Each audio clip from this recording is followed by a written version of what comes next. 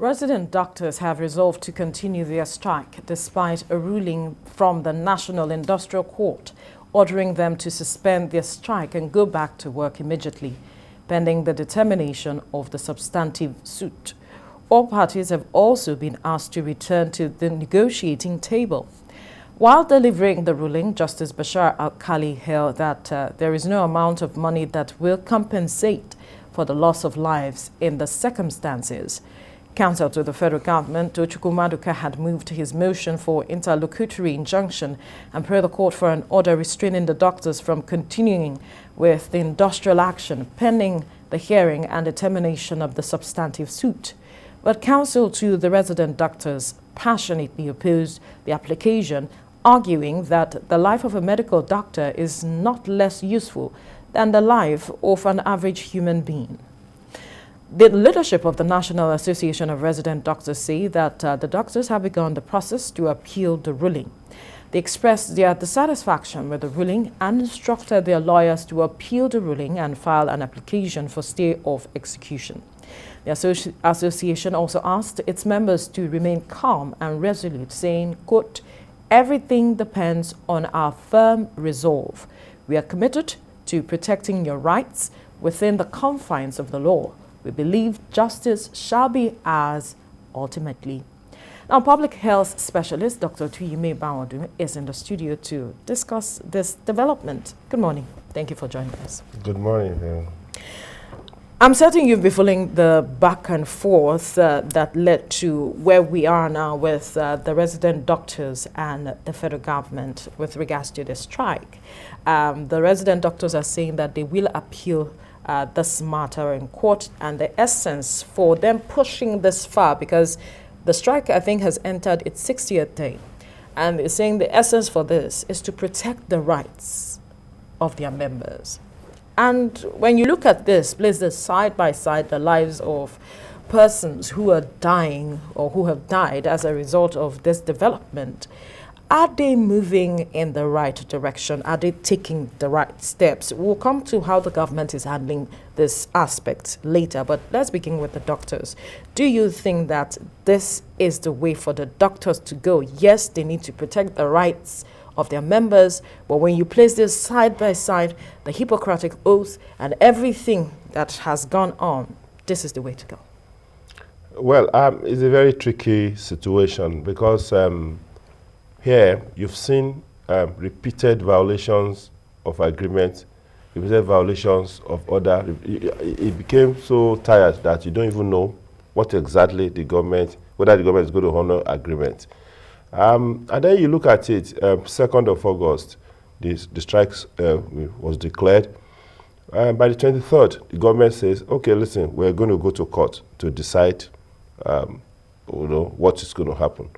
Now, at the court, before the adjournment, the judge ordered federal government to return back to negotiation table. Okay? But lo and behold, the thing was adjourned to 15th of September. The federal government refused to commence the negotiation.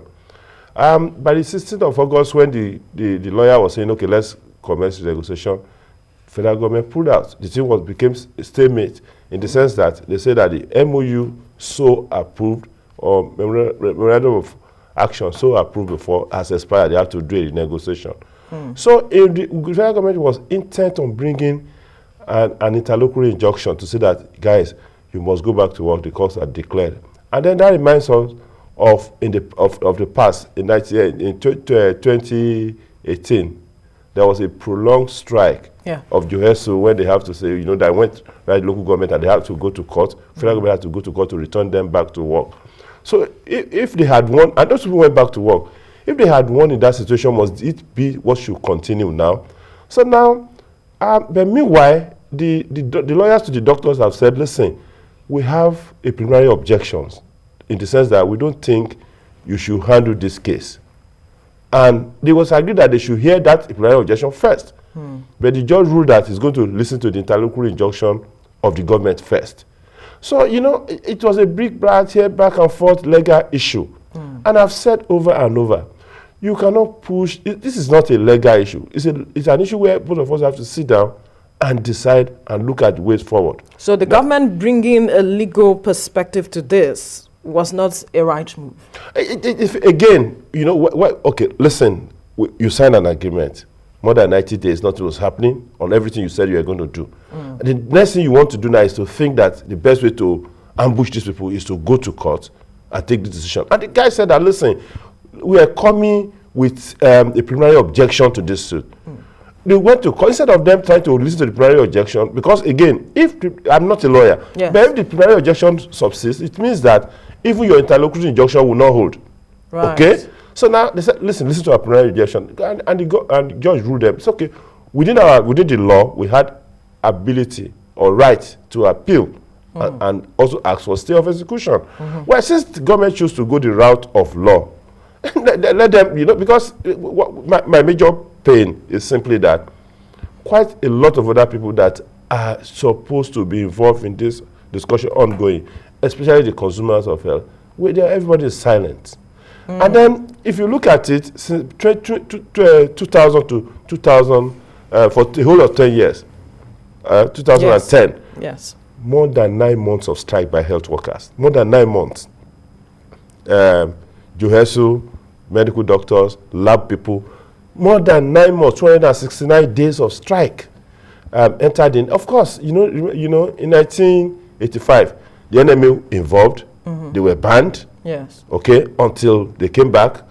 In 2014, you know that all the resident doctors were sacked, you know, until after the strike, they now called them back. Meanwhile, while you were trying to look for legal solution to the issue, I'm talking about the time of government now, you chose to implement no work, no pay. Which is a major Yes, challenge for them. No work, no pay. You say you are going to say, court, help us listen to this matter. But before then, you have implemented no work, no pay. You see, you create a lot of distrust. You see, this thing is not really, you know, parliamentary science.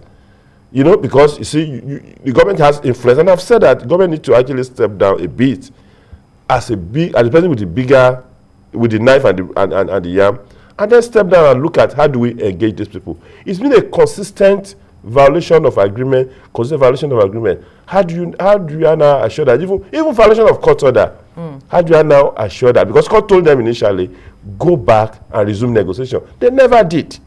They were actually angling for what's it called? Interlocutory injunction. So, and then, well, we have to be able to sit down and meet ourselves beyond legality, beyond, you know, bossing. You mentioned something that one of your concerns is the fact that consumers of health are silent on this matter. What will their speaking change? And who are these consumers of health that you're speaking about? Including you. That's what I'm doing. Yeah. Right. So many people, I was expecting that to see at this level, quite a number of NGOs, quite a number of lobby and interest groups should have actually moved at the level, resolve at the level of National Assembly, at the level of different state governments, at the level of federal, to take some concrete action in regards to say that, listen, we demand our health, do something. Okay, so, but they've been silent, as if the quarrel is between doctors and government. Alone. Yeah, it's not. It's not, because if you look at some of the 12 12-point demand, a lot of them has to do with the environment in which you are working. Right. You know, and then the environment, you know, brings together the government, the doctor, the patient. Right. Okay, it's a meeting point. And if you now come out and start complaining about the condition in teaching hospital, the condition in federal medical centers, or how the beds look like, and then the doctors are saying that, please, let us do something, and you are not involved in actually pushing for that to be done. You cannot, see, when Nigeria talks about development, they want to grow and all those things, I just look at them.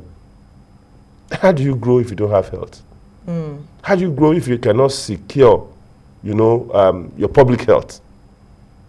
How do you grow if diseases keep ravaging your younger ones, okay, and they kept dying? How do you grow if you keep losing women and losing children? You know? So, and you have, look at it, for a whole, it's like 9 months within 10 years of repeated strike. Our government seems to have a flat affect. We don't care about the whole thing. That's what it is. That is what is showing that you think that, you see, court can help you bring people that are not happy to come and work. What kind of worker will you get in that regard? That is the, okay, let's even agree that everybody goes back to work. What kind of worker will you agree? Reluctant, angry, unhappy worker? Well, the patients will bear the brunt at the end of the day, like you have. The country will also bear the brunt now. The patient makes the country. You see, okay, look at what pandemic did to everybody.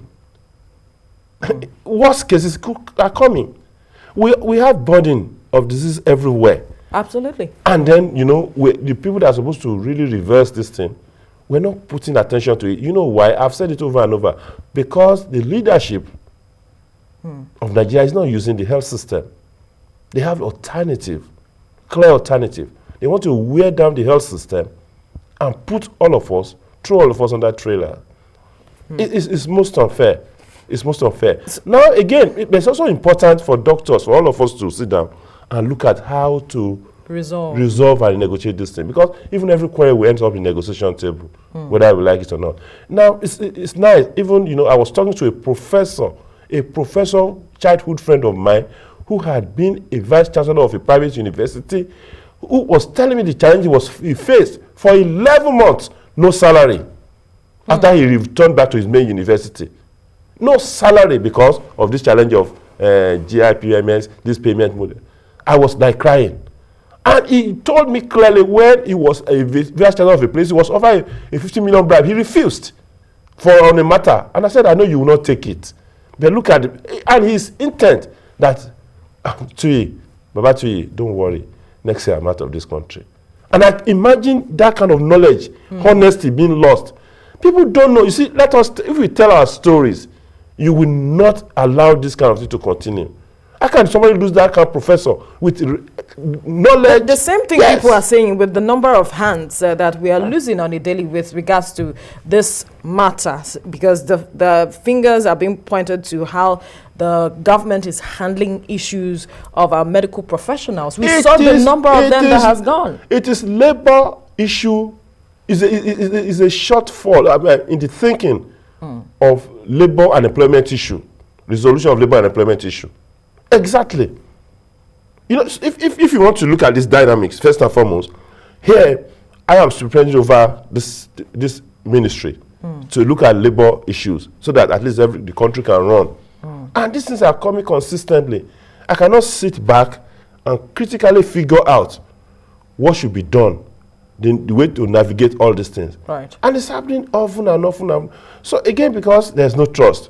And you see, when you listen to conversation in this government or in Nigeria, you wonder whether you are dreaming, you are in a dreamland.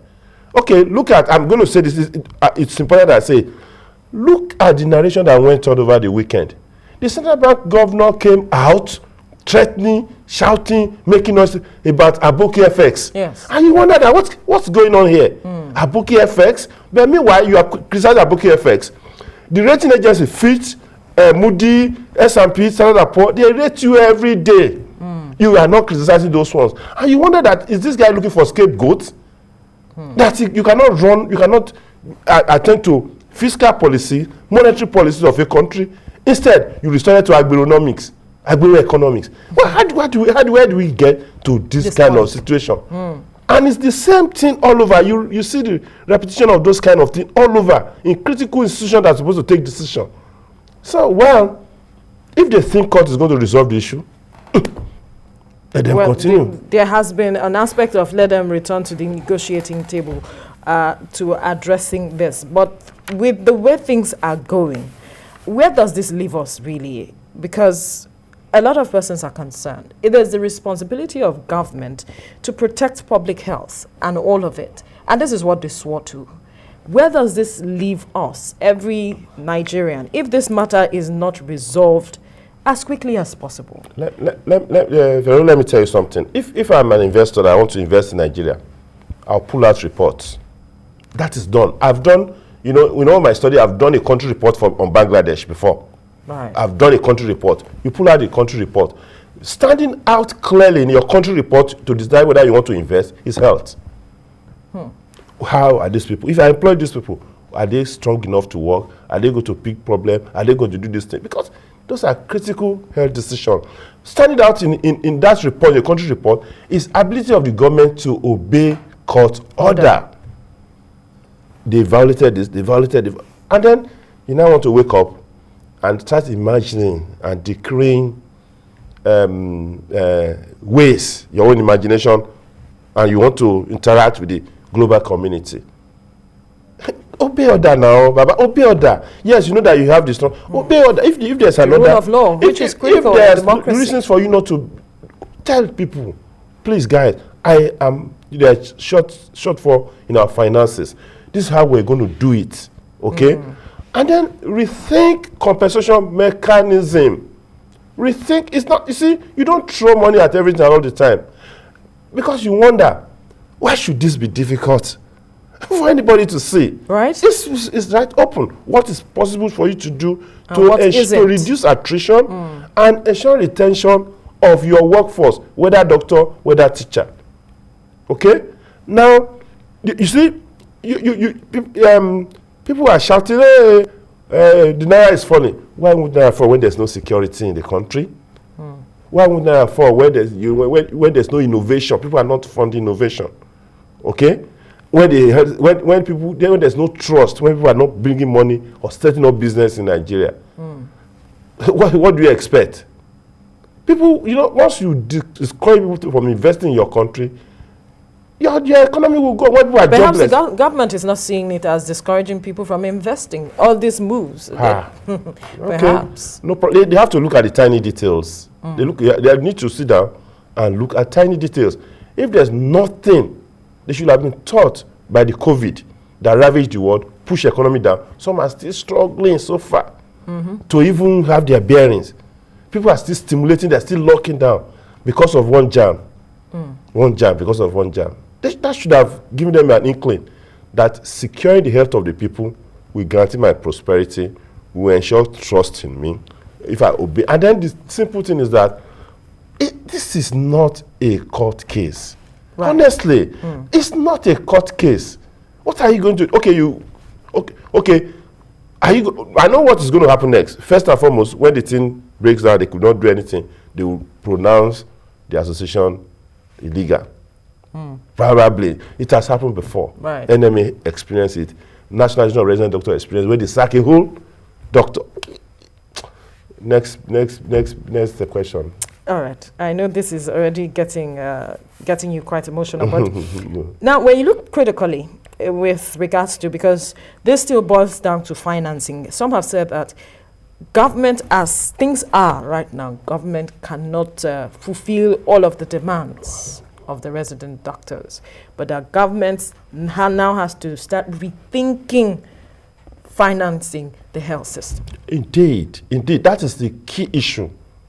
That just because it's a management challenge, the health issue we have is a management challenge.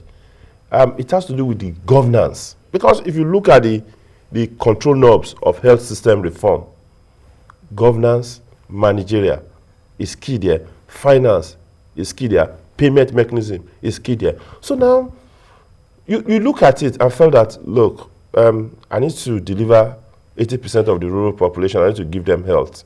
Okay, basic health fund, which is maybe 34 billion naira this year. Okay, let's push that to the local government so that the primary health care center can function. Like I've said over and over, you can really look for companies, institutions that can adopt some of the primary health centers and ensure that you help to supply material to those. They can adopt it and you give them as tax incentives. Really? You have to, or community say, you have to actually look how to make the primary health care center function. Now, you have to find a way to link every person in Nigeria to a health system. You have to find a way to see that, the referral process is thorough. Now, when you now get to the top, I don't want to talk about the fraud going on in health insurance.